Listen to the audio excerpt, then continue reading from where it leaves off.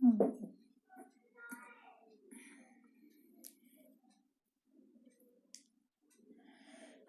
ना जानी ले गरीबी राजा हमके टीवी मंगा दीजिए। हम ना जानी ले गरीबी राजा हमके टीवी मंगा दीजिए।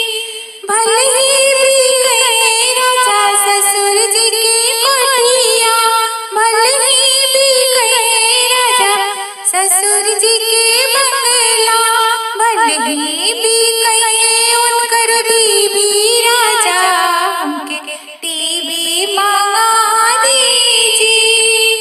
भले ही बिके उनकर बीबी राजा हमके टीवी मंगा दीजिए। हम ना जानी ले गरीबी राजा हमके टीवी मंगा दीजिए। हम ना जानी ले गरीबी राजा हमके टीवी मंगा दीजिए।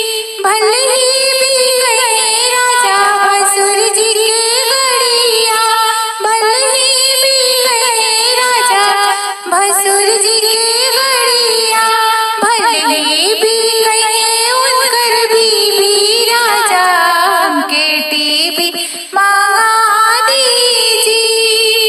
भले ही बिके उनकर बीबी राजा हमके टीवी मंगा दीजिए।